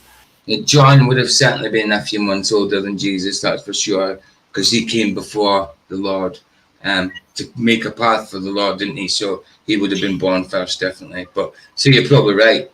Jesus was probably about 3 months. Mary was probably about 3 months gone when John the Baptist's mum was. What was her name? Can't remember. I'm going to have to check that one. Was it Elizabeth? No, I'll check. Is John supposed to be a reincarnation of Elijah or something? Yeah, I think it's a spirit of Elijah or something, maybe. Yeah. What was? Let me just check his mum. I might be wrong, like. Oh, where have we gone? What was John the Baptist's mum called? Elizabeth. I was right. According to Wikipedia. I doubt myself so much, you know. Right. So, what did you just ask, Michael? I was just wondering what, like, I'm sure I've heard that, like, John were like a reincarnation of Elijah or something like that. But that might not be true. I haven't read it in Bible, like. Elijah. According to BJU Seminary, as John the Baptist was preaching and baptizing, the Pharisees sent a delegation to question him about his identity and ministry. When John denied being the Messiah, his interrogators immediately asked, "What then? Are you Elijah?" John's answer was simple and straightforward. "I am not." John chapter 1, verse 21. He said, "I am not." He was asked if he was Elijah. Yeah. He said, "I am not." Right. That's right. The spirit of Elijah, that kind of thing. He maybe mentioned that somewhere. The faith of Abraham type of thing, along that kind of lines, maybe. And they explained to us that we're down to two companies. Ours, which is a smaller company, and another large company. One of the two companies is going to get, this is like on a Wednesday or Thursday, on Monday, one of these companies will phone and get the contract. And we're in the running. Okay, that's exciting. But then they explain that they're very embarrassed because we'll get a verbal okay on Monday if we win. But we'll have to start work right away to make the timing, and they won't be able to get paperwork to us for maybe 60 or 90 days. they're embarrassed, but it takes that long to get the kind of paperwork we need. And so the problem is we're going to have to start on a verbal go-ahead before we have paper. And the problem with that is that they looked at our financials, and we weren't that financially strong to undertake that kind of a commitment. And so that's why they wanted a banker there. And so they said, could the bank extend? I think we had a credit line in those days of about $4.5 million. Chuck Missler and his anecdote. To make this presentable for this purpose. Stories. And so they asked the bank if the bank could increase our credit line for $1.5 million. The banker very naturally said, you don't tell us who you are, and you won't tell us what it's all about. The answer is no. And so we're at a stalemate because, as it said, we wouldn't be qualified. And I turned to the vice president of First Interstate Bank. I says, you people have my personal financials. In those days, I had money. That's before I got in my project with the Russians. But anyway, that took me down. But the point is, in those days, I had a net worth. I says, you have a net worth. If I guaranteed the incremental... Yeah, good what you said. Yeah, I'm very curious. Otherwise, I would not be constant panel neglect on many streams. Kind of shoos me away. You don't get shooed away here. What does that mean? You're not on about that here, are you? What does that mean? Yeah, because like... Does it mean like on streams people don't address people in chat or what does it mean then? Well, I do sometimes forget to address people in chat, but I do try. But I don't know if you're on about here or elsewhere or everywhere. I don't know. Just curious. I know you could jump on panel. Jump on the panel anytime you wanted. Yeah, the link's there. You could absolutely come on. I don't think you are talking about here. You're just having a conversation with Derek, but yeah, I just got curious because of what we said. I don't think you're saying here, but you might be. No, but some channels don't deal with chat whatsoever, which I think you should. Absolutely. They're your main followers, like. Of course. But I mean, sometimes I do forget. So sometimes I think, I haven't spoken chat.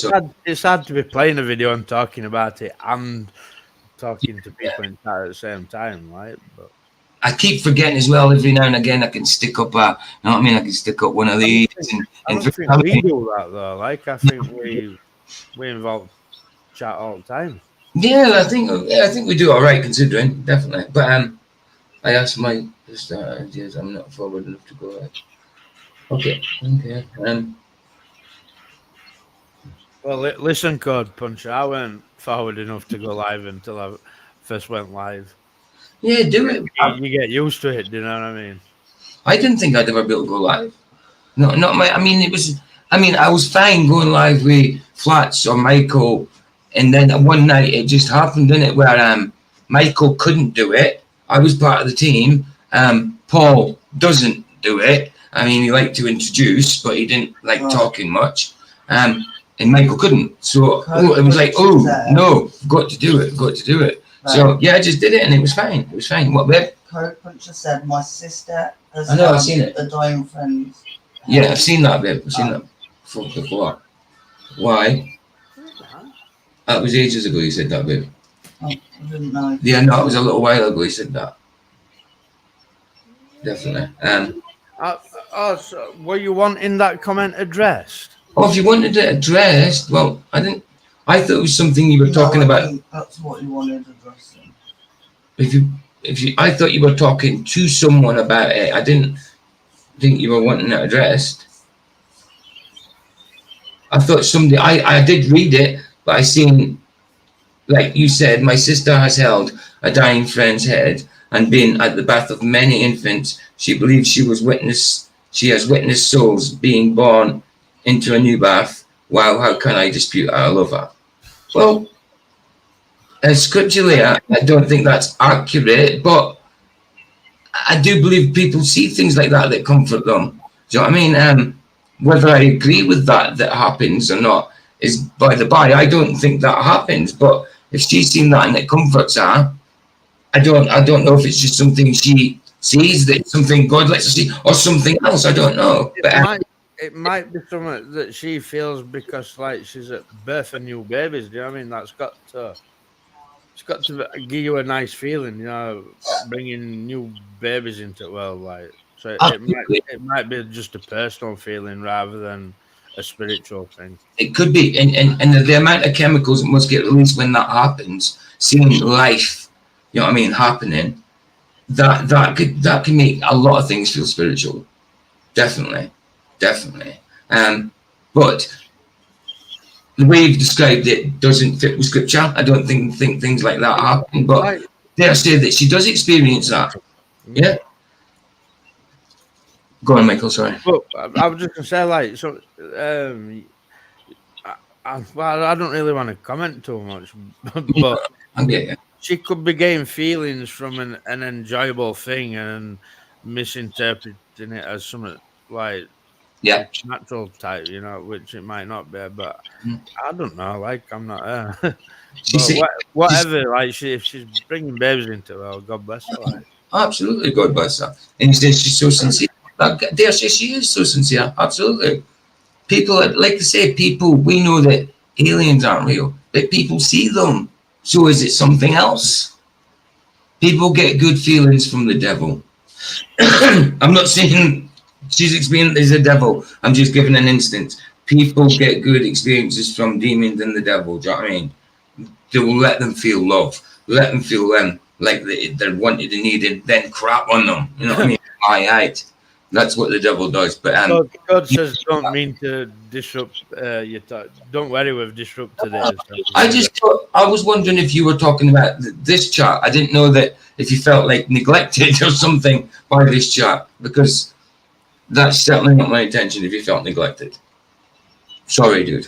I apologize. One of the panels acts or mine. Yeah, just if you want to say something like directly, just put an at so it actually comes up. Like, so I actually see it. You know what I mean? If it's important. I mean, obviously I'm not monetized and I haven't got super chats so that you can't do that so it comes up and sees it. I wouldn't be monetized anyway, but I'm just saying if there was a super chat there, obviously people see it more easily. Excuse me.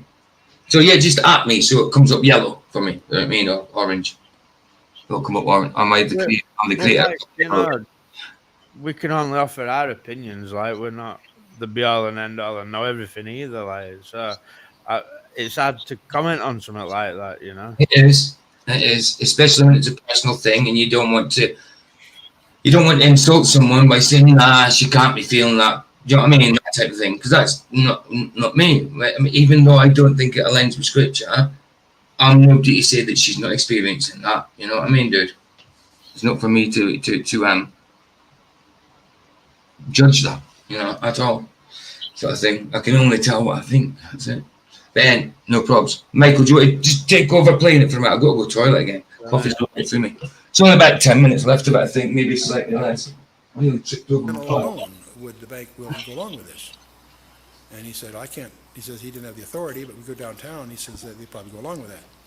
So I turned to the customer. I says, if I can pull that off in the next 24 hours, would that suffice? And they said, sure.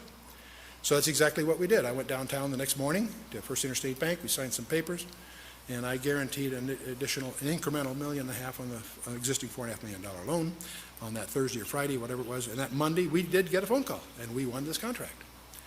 And that was it turned out to be the electronics for the B2. And it was 18 months later that whole project got transferred to Northrop. But prior to that, it was in an organization whose existence is classified.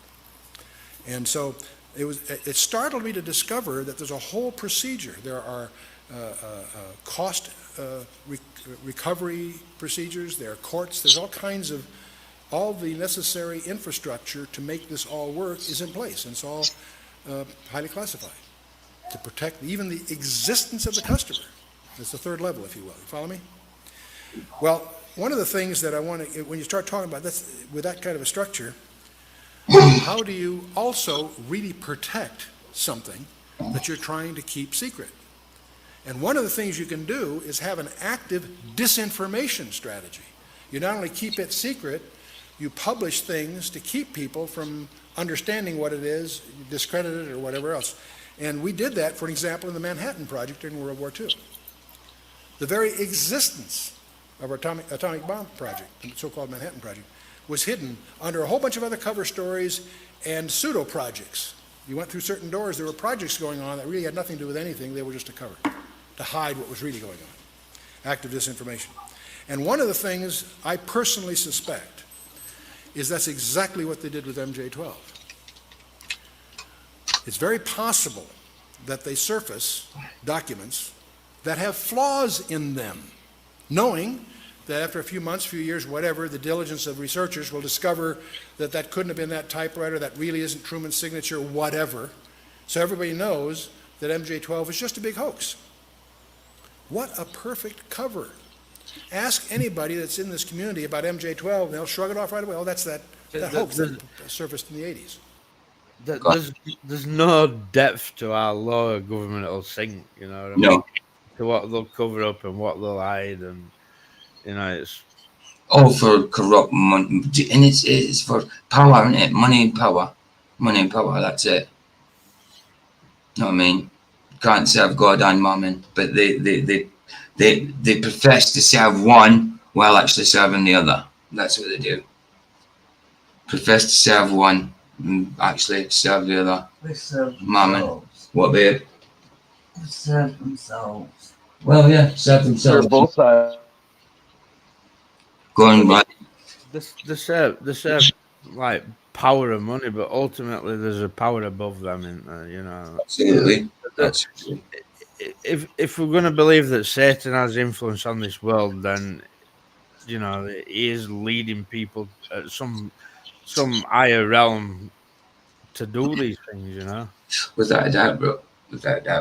I mean, any way he will corrupt, he'll do it. You know what I mean? The depths of degradation doesn't matter to Satan. No, the power's here on earth. The depths of degradation they'll go to just for money and corruption and power. Sorry, it's craziness. It's like say it's a fallen world, and it's not gonna get any better fallen wise. I mean, yes, there's got to be plenty of people saved, but there's got to be plenty of people going to hell as well. I think we should make sure where we're going, guys, well, when we can. You know what I mean? Now rather than later, because sometimes we don't know when. Comes like a thief in the night, but I dare say we're close to it. Very close to it. We're all sat here arguing about this flat Earth and globe Earth, but the most important thing is to get saved. Yep. You know, I sort of think that like this flat Earth has been pushed as well as people find it tough. I think it has been pushed as well. Because, I don't know. It's like people aren't focusing really on what does it matter really. Yeah. You know what I mean? If finding flat Earth don't lead you to Jesus and to be saved, that's I don't see point in it whatsoever. About to say that, you always say, if it doesn't lead you to Christ, what's the point? Yeah, I mean, if it just leads you to say, yes, I now know there's a creator, hallelujah, that's not enough. That's not enough. Like, I know that, what is it? Somebody owns this brand of monitor. It's no good to that guy if I don't buy one. No. Just because I know it. You know what I mean? Yeah. You now know there's a creator. So what? What you got to do about it? Now you know there's a creator. And I know people will say, "Oh, well, I do know this God at Bible and this Jesus is the God." You know what I mean? Like, but well, Holy Spirit. All you need is just a faith of a mustard seed. That's it. It says it biblically, scripturally. Faith of a mustard seed. That's all you need. And the belief that Jesus Christ died for your sins. And then you just need to confess it. That's it. God will do the rest or help you get through the rest. You know what I mean? And it's not easy, far from it. And far from perfect, that's for sure. You don't live a perfect life. That's not it. Some people think, yeah, life's got to change now. Yes, it changes the person you are. But your life doesn't dramatically change, as in, like, you're still in debt. Things still go wrong in life. You know what I mean? It doesn't magically turn things around. That's a process. And even then, by the time you go to be with the Lord, you might still be in debt. You know what I mean? I'm going to be. I intend to be. I'm joking. I don't want to be, obviously, but you know, it's just how it is. It's not an easy life, but it's righteous. It's what God says to do. It's the only way to the Father through the Son. Really? Yes, really. You know that, Chuck. And obviously, I think it's real. I think it's continued. It obviously has gone under new names and so forth. But I suddenly began to realize that the debunking of MJ12 may be very well. There's a number of reasons I don't want to get into that caused me to suspect that that all was contrived. There have been some others like that, incidentally. So there's a continuing mystery. Why is somebody going to all this trouble to hide, for example, the Roswell stuff from after 56 years, whatever it is, 57 years? 2 presidents, 4 congressmen failed to penetrate the security surrounding the UFO-related issues. That's strange. By the way, a Canadian embassy inquiry was rebuffed in Washington, D.C. with the disclosure that the topic of UFOs enjoys a class. It is, yeah. I wouldn't say manipulated by man, good one, Jar. It's God inspired. It's God inspired. Yes, it's written by man. I wouldn't like to say manipulated. I mean, well, yeah, it's manipulated as in they manipulated the pen on the bloody the whatever the one was.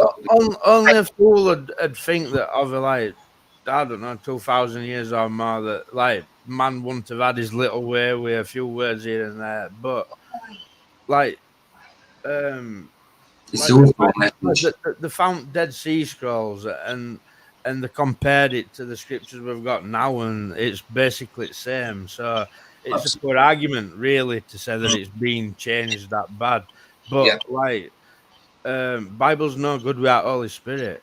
You know that's why I was saved from Jehovah's Witnesses, because Holy Spirit showed me the contradictions in that Bible. You know, so like you need to take that kind of idea out your head that men's change things in Bible. It's folly that like you don't need to care about that, because Holy Spirit will show you what's what. Exactly.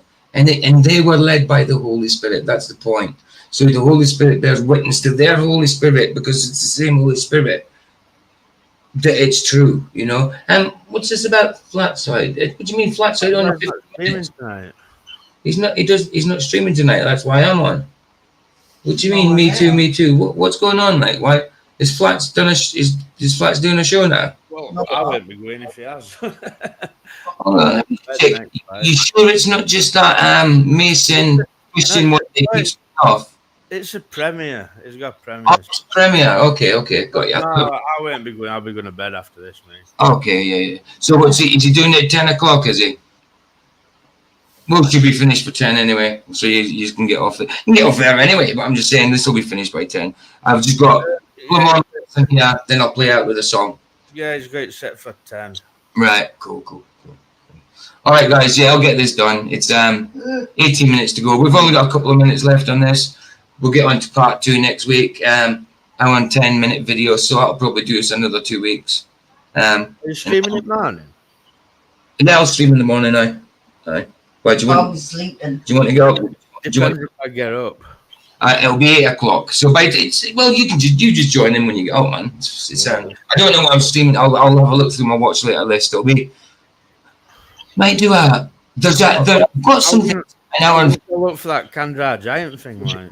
Okay, I was going to say if we could just have. I've got a thing called "Is the Bible True?" and it's about an hour and 40 minutes long. We could have a watch party on rather than actually have an actual show.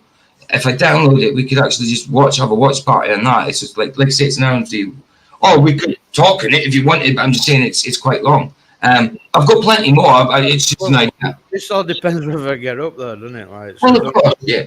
Don't make any plans regarding me, like. Okay. What I know won't be happening. What? I will not be up. No, we'll hear Vicky snoring. We'll hear Vicky snoring. But yeah, I'll be doing the show. It'll be 8 a.m. GMT. But yeah, you were snoring other morning. I always snore. not yet. What it yet? Yeah, I can't remember when it was now. I always snore. No, it's not my fault. Monday morning. You were snoring Monday morning because I had a little listen. Gematria mentioned it in chat. Gematria would. Alright, absolutely. Gematria's meant to troll you, not me. I know. Right, let me get this finished so you can get over the flatters. Right, here we go. classification higher than our most secret warheads, the W-88s.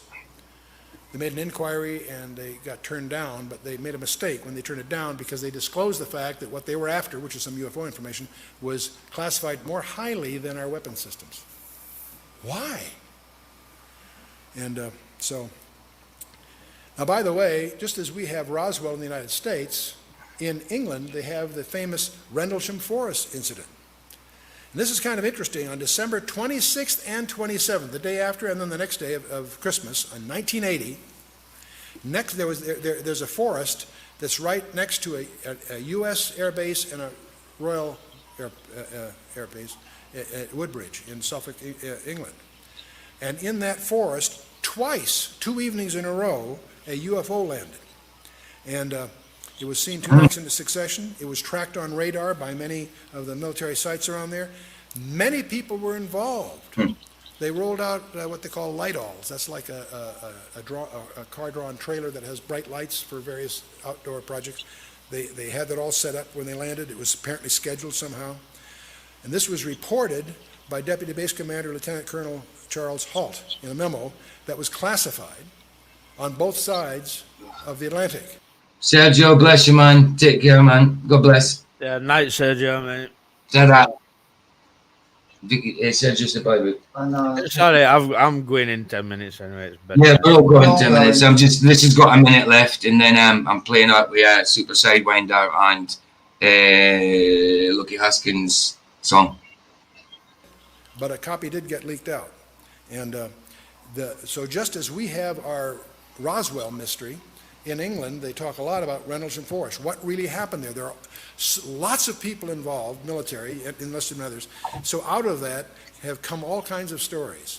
Many of them are too afraid to even talk about it. Sounded like a TR3B, that Rendlesham Forest. Just as there are bizarre tales about Roswell, there's even more bizarre tales about Rendlesham Forest. Well, the good news is the UK government has announced last few months that the Rendlesham file is going to be released. They're moving towards a Freedom of Information Act kind of posture, and apparently the Rendlesham Forest files, which have only been seen by about 20 people up until the release, and we're moving into a day when some of these mysteries are going to be revealed. Now, another thing comes up when you talk about these topics are crop circles, and this might be a good chance for our TV people to change tapes if they want. So why don't let's take a 5-minute stretch break and let them themselves, and we'll pick up crop circles and some subsequent things following. Okay? There we go on. So yeah. So he didn't get to the point where I thought he would get to, but I think by this halfway through the next one he is going to get there. There was a little bit of heliocentrism going on earlier on, a little bit of, well, sort of, and a bit of mathematics lies in that as well. Some spherical triangles and all that kind of crap. But yes, I think by the next one he's got to get through that. And he certainly started getting into it last week. He kind of just took a little beeline for a bit. I think he'll get back into it. But yeah, I think that's still pretty good. It was a good idea. It was a good idea for you didn't even give me, you just put it in my chat, didn't you? You put it in my WhatsApp. It's like, have a look at this. And I thought, oh, there we go. It might have not been the same one that I watched, there's a few. Oh, wasn't it? Okay. It's the one you gave me anyway. And as soon as I seen it, I was like, yeah. It's something like, if people think God flooded the earth because they're eating and drinking, we better get life jackets. Did they say that in it? I can't remember him saying that. But anyway, it's from a channel called where is it? Hold on, let me just see in my description. The channel itself is called Theoria Logos. That's the name of the channel. Theoria Logos. I haven't got the link for. Hold on. Actually, I'll get the link for it. I'll go into my watch later list, guys, and I'll get the link for it in case you want to subscribe to the dude that put it up. Yeah, it's Theoria Logos.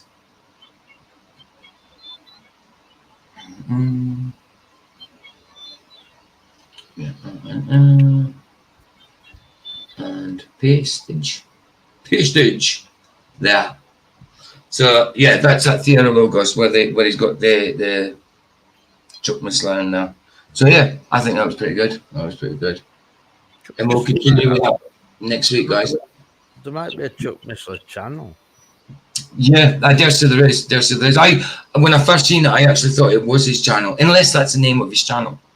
I haven't had a proper breakthrough it yet. I just went and got the second part to this to make sure I've got it and all that. But we'll do that for him. This is where I'm going to have to disagree with you, Babe Ruth. This life ain't just a dress rehearsal, mate. This life is your chance. That's it. You better make best on it. Yeah, that's it. It's after this. That's it. There's no going back once judgment comes. I don't think it should be treated as a dress rehearsal. No, because that's taking it too easy. There is an urgency. I think there is an urgency. Well, there definitely is an urgency. It's not like sit back, relax. No, it's okay. I'll do it when it comes to it. He shouldn't. Yes, the thief got away with it on the cross, but that's because he truly seen what God is. He wasn't intentionally doing that and manipulating that situation to get that. It just so happened that he was repenting on that cross and got to be with paradise that day with Jesus. Yes, 6 minutes. Right, I'm going to get this song on because it's about 3 minutes long. So let's get it. Get you so guys can get over to Fletcher's. Yeah, that's true, Babe Ruth. Yeah, I think it takes one angel, I don't know, something stupid like a year to get here because he's fighting his way to get to Earth. Right, but that don't mean that this life's a dress rehearsal. No. So Satan's definitely failing, without a doubt. I mean, he's failed. It's already been said. It's already been done. It's done. He's already failed.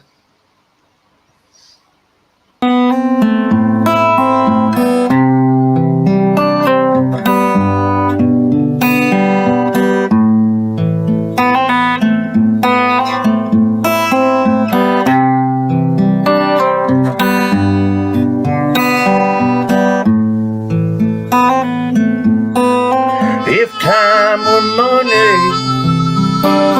I'd tell you what I'd do. I would spend every minute I had right here with you. If minutes were dollars, I'd spend every cent just to spend every minute with you.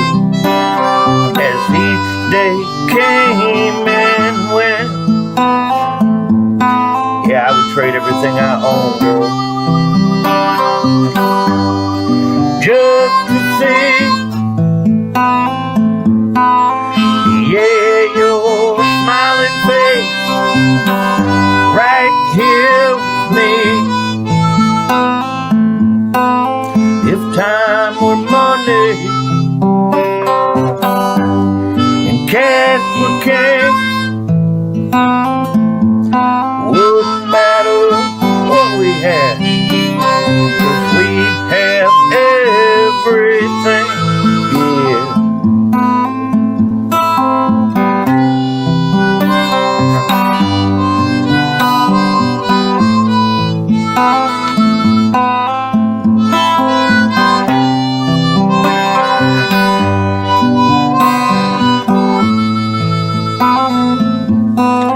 If time were money, I'd tell you what I'd do. I would spend every minute I had right here with you. If time were money and cash were king, wouldn't matter what we had, 'cause we'd have everything, yeah.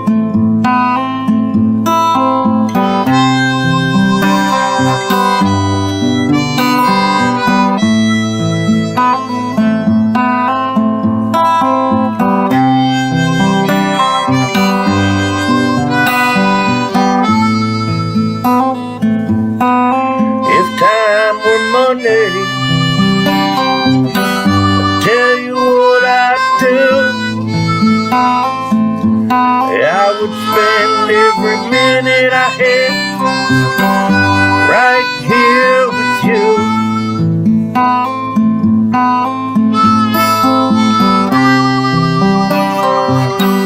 Right here with you.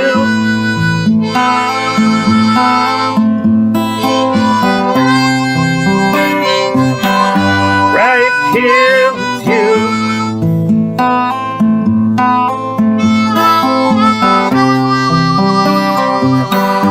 Right here with you.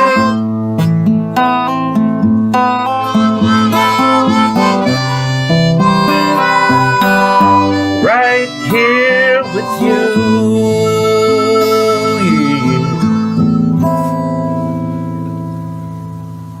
If time were money, would you then? Lucky Haskins and Mr. Super Sidewinder. Excellent. That was brilliant, man. I enjoyed that one, really. That was grooving. I like that. I like the riff on that guitar. That was brilliant. Bless you guys. Next month we'll come in. As always, it's always good to spend time with you, man. And like I say, if I neglect you in chat, just give me a shout. Just say, yo, Pete, you big neglector. You're a walloper. We'll just tell Get me some and I'll attention. Bless you guys. Here the sunset's free. Roger turns up at the last straw. Who did? Oh, Roger, dude. I just said to you the sunset's free is free indeed. Dude. What are you like? Flats has got a premiere on now, so go to Flats, Roger. You came in the chat this morning thinking I was on this morning. Tuesday, I always do Flats' time, remember? Flats is off on a Tuesday.